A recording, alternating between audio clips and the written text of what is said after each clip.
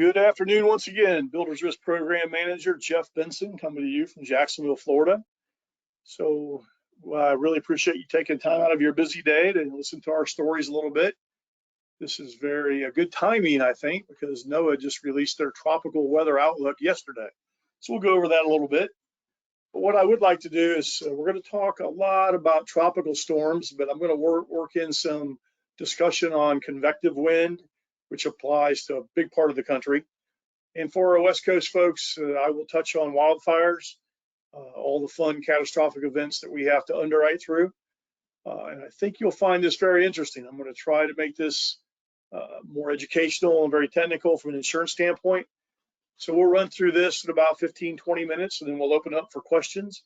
And as always, the questions can be anything to do with builder's risk insurance, course of construction, in the marine. Any questions you have, don't hesitate, ask. We'll do our best to get to them. And so let's go ahead and jump into this real quick. Victor Builder's Risk. We're going to talk about eyes on the storm today, kind of like that title, Eyes on the Storm. So as I said earlier, this is hot off the press. This just came out yesterday from NOAA. They made their 2022 Atlantic hurricane season prediction.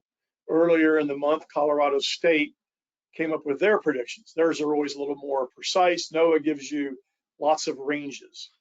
But I think that what we could take away from this is that they are predicting a busy tropical season, similar to last year.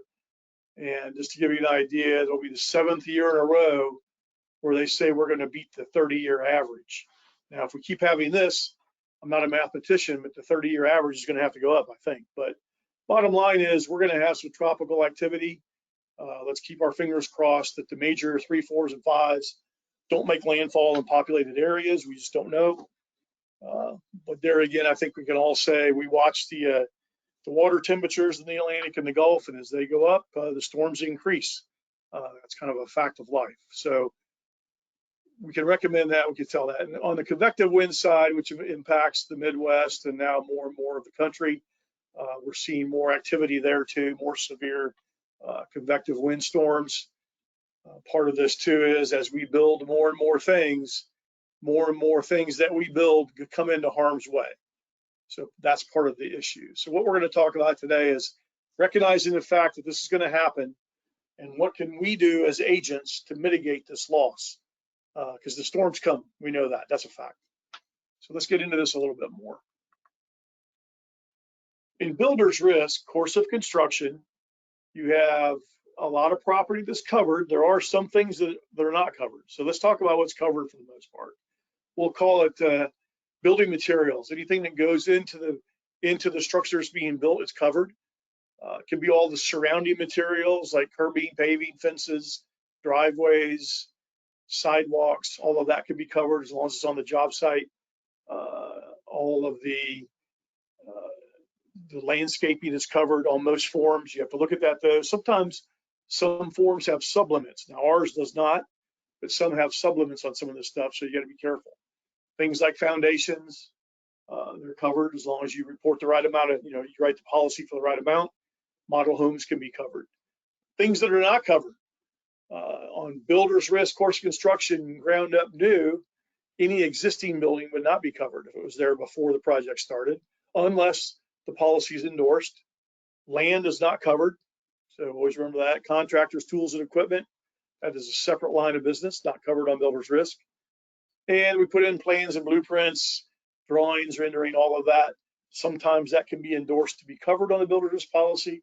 You just need to make sure that you understand the policy that you're selling. So get an idea of what's covered, what's not covered. Cannot stress this enough because builder's risk is for the most part uncontrolled in the marine. A lot of proprietary forms out there, so you can't make the statement that it's covered on all policies or not.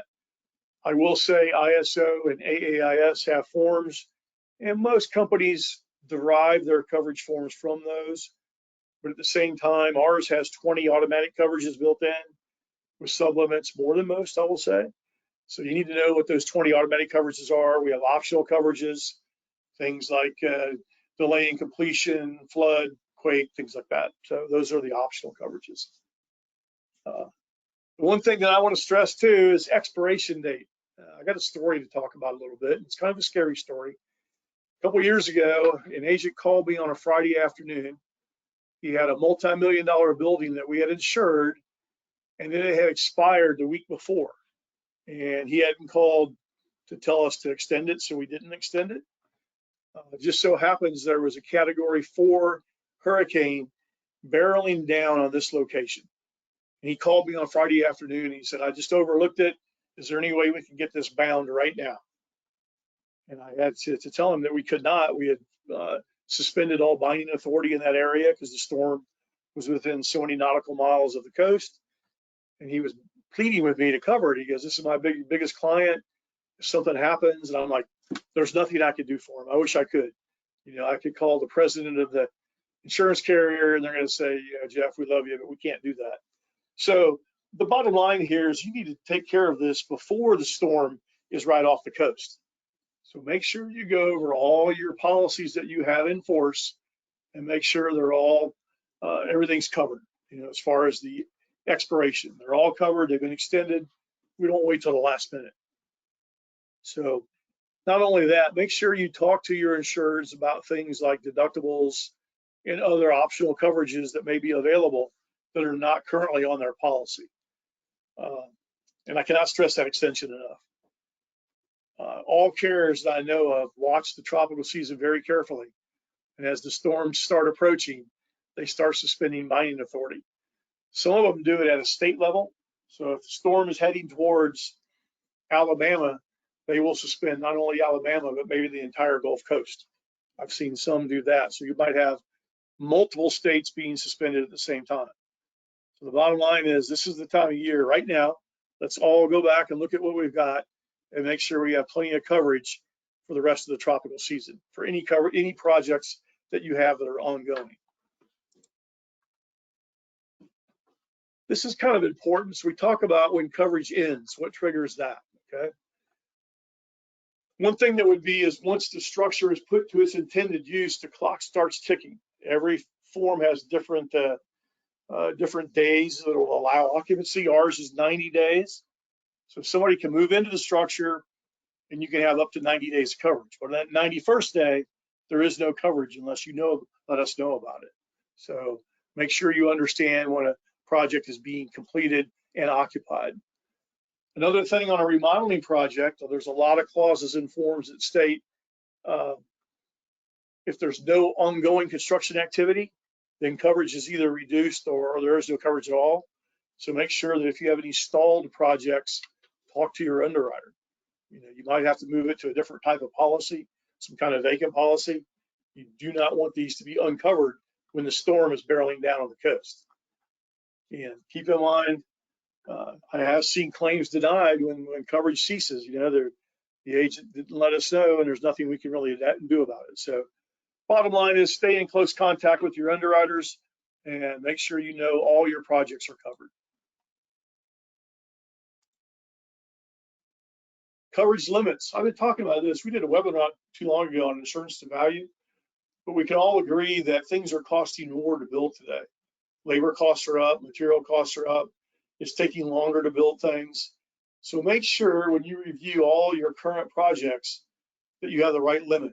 You know, maybe it was $1 million building last year, and now it's going to be 1.2 or 1.3 million, simply because the cost of materials has gone up. So let your underwriter know as soon as possible so we can amend the limits to make sure we have adequate insurance to value. Because if I could say anything that will upset an insurer is in the event of a claim, they find out that it could have been endorsed for a very nominal fee, they'd probably be a little bit upset if they found that out. So let's make sure they're all insured to value. And the easiest thing in builder's risk is estimating total completed value. It is selling price minus land. They're going to sell it for $1 million and the land is worth 100,000. Let's write a $900,000 policy and we'll be okay. It's when we start playing games with the limits that we get in trouble. Keep in mind, there are supplemental coverages. I mentioned a few of them. So a lot of these can come into play in the event of a storm. So make sure you go over the form and understand those limits. The soft cost limit, the limit in transit materials, temporary storage, and there's other ones that you need to understand. And of course, when we're talking about tropical storms, the wind and the flood are a big example of what need to be covered. So make sure you understand how your form responds, and if so, you might need to buy an additional flood policy. That's something you should look into as an agent. I get a lot of questions about deductibles, so let's go through them very quickly. The core deductible that we're all familiar with is the AOP deductible, all other perils deductible. So obviously that's whatever it may be, 1,000, 2,500, 5,000, those are the normal ones. The next one is a flood deductible. If you have a flood policy, you probably have a special flood deductible. Make sure you understand too, there is a waiting period on some flood policies. So if you run out and get the coverage right now, it might not go into place for another 30 days. Just understand that. Next one is the named storm deductible. That's popped up in the last number of years. So a carrier will apply a named storm deductible. So once a storm is named by the weather service, a special deductible applies.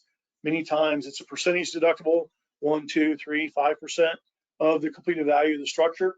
So that is the named storm deductible. It's actually a derivative of a wind deductible, which is the last one there is the straight wind deductible, 1 or 2, 3%, usually based on the completed value of the structure. So make sure you understand that and explain that in detail to your insureds. You don't want to have to explain it after the fact.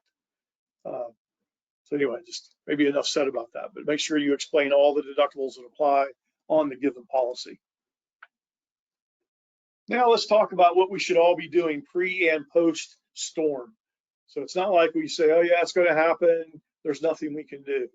There's a lot of things we can do, a lot of things the insureds can do to prepare for the storm. So pre-construction planning prior to the hurricane.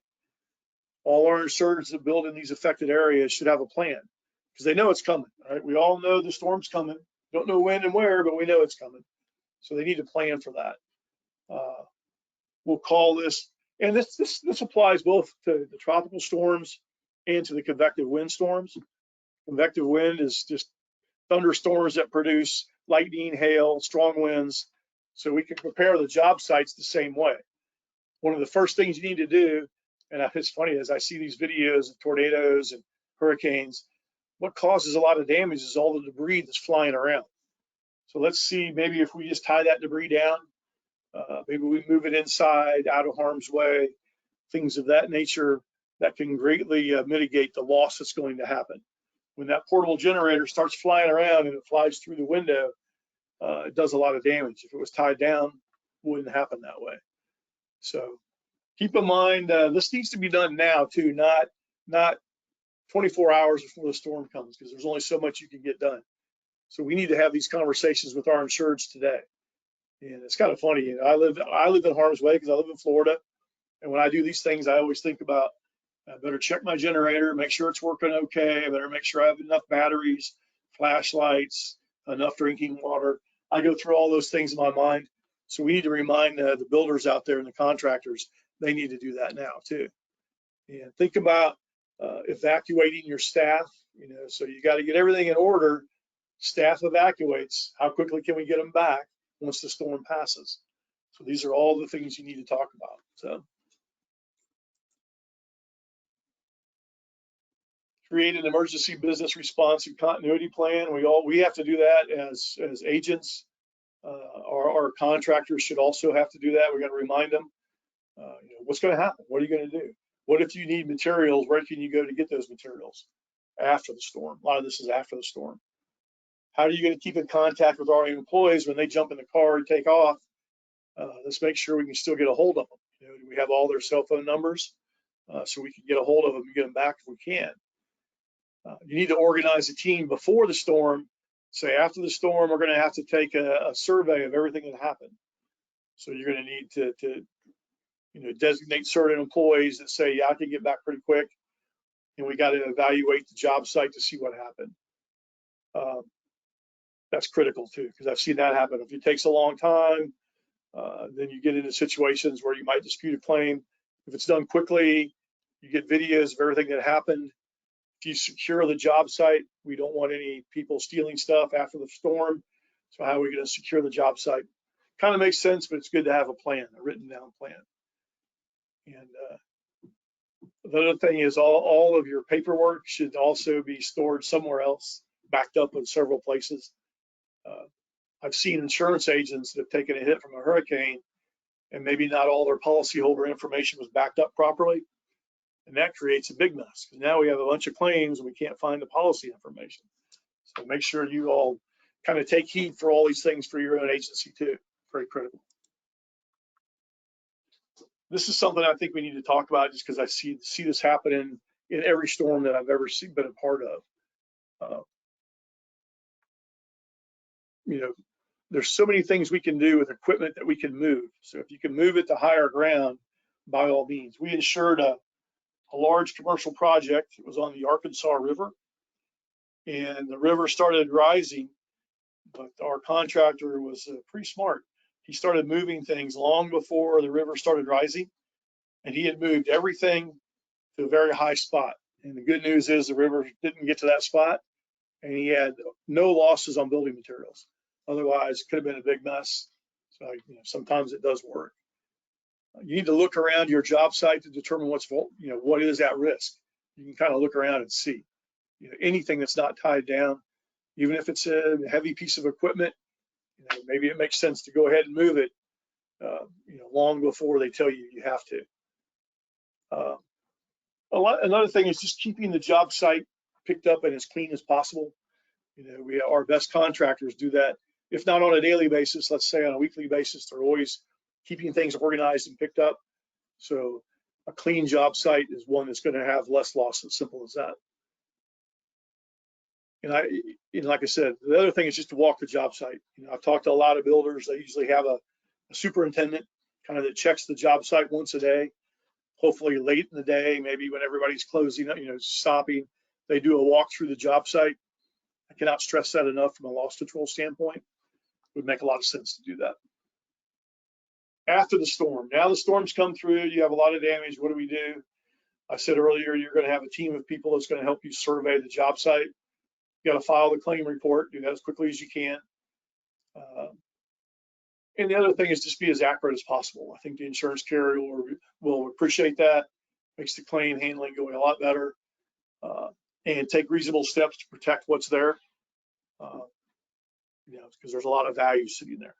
So hopefully you found this beneficial. That's kind of eyes on the storm. It was more geared towards tropical storms, but you can apply a lot of the same logic to convective wind, and you can even apply it to the brush fire that we're having on the West Coast. If they keep the projects picked up, reduce the rubble around, it's going to mitigate a lot of the fire loss that could occur. So a lot of these are common sense, but I think it bears documentation, and go ahead and have these conversations.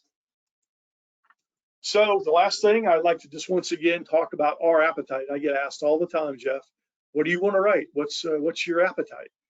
So we write a lot of different stuff in builder's risk in our program, but our wheelhouse is what we call a pass-through risk. And it has to meet a few of these criteria. If it's ground up new construction, it's $3 million or less in inland areas, $1.5 million coastal. It's in protection class 1 to 7. Builder knows what they're doing, has some experience, then it will flow through our system. So that's a lot of the projects that are being built out there. The good news is you can place these with us, fill out a very basic application, hit a button, get a quote, hit a button, get a policy. It can be direct billed, we're off and running.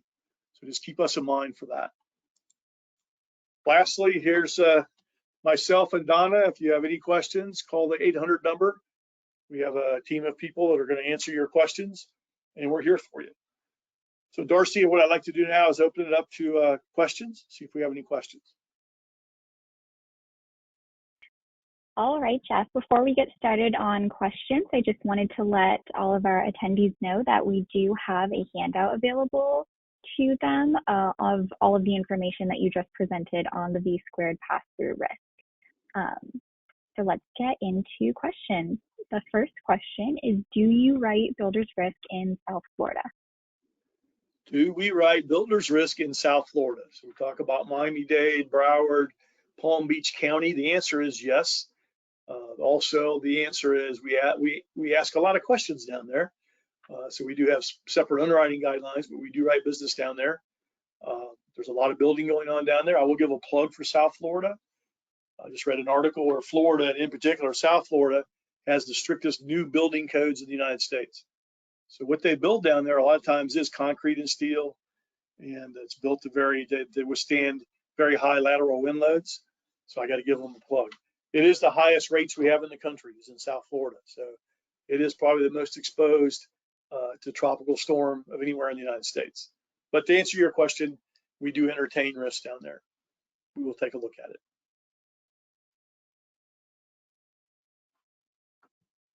All right. Now, do you write commercial construction as well? Our maximum limits that we write are 5 million frame and 10 million masonry non-combustible fire resistant, excuse me. But that's both for residential and commercial. So if we have a $4 million home being built, we would entertain that. If you have a $4 million Starbucks being built freestanding, we would entertain that too. So we really don't make a distinction between residential and commercial. We simply make the distinction based on value. Good question.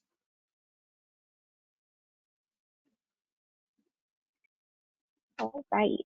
Now, do you write soft costs?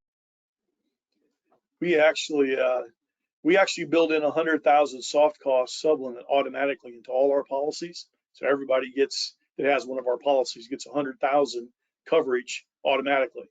If you need more than that, it simply has to be endorsed. You have to let us know. There would be a premium charge as it goes over 100,000, but that is oftentimes an overlooked coverage. So I would understand soft costs. We've done webinars on it. So understand the soft costs. Most every builder does have some exposure. Good question.